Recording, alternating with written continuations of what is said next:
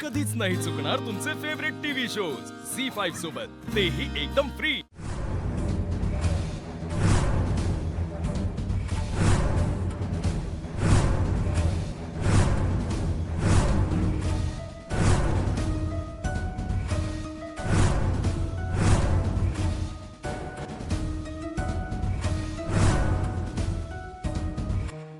आई, या घरानं याआधी खूप चढ उतार पाहिलेत। या घरच्या सुनांना शाप लागल्यासारखं झालंय का?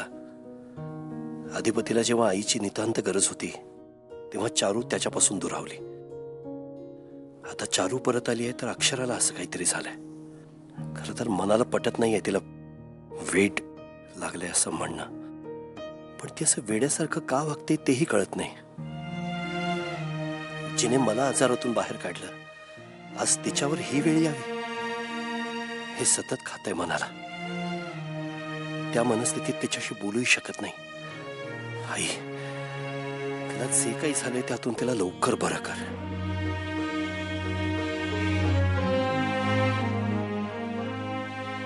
अक्षरा लवकर बरी व्हावी म्हणून आम्ही लग्नाचा मुहूर्त अलीकडे घेतलाय। त्याला यश मिळू दे, सगळं निर्विघ्न पार पडू दे। मी काय म्हणते, मी ऐकलं ते खरं आहे काय? काय ऐकलं?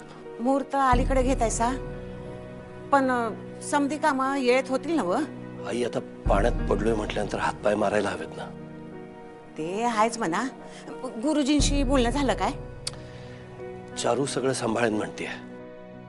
आता अक्षराचं असं झालं म्हटल्यावर कोणीतरी पुढे यायला हवं ना। तुमच्या एकटीवर किती टाकणार सगळं? तर चारू म्हणाली की मी सगळं सांभाळेन, तुम्ही नका काळजी करू। लय खमके आहेत चारुलताबाई, मी उभी राहीन त्यांच्यासोबत। आई, थँक्यू।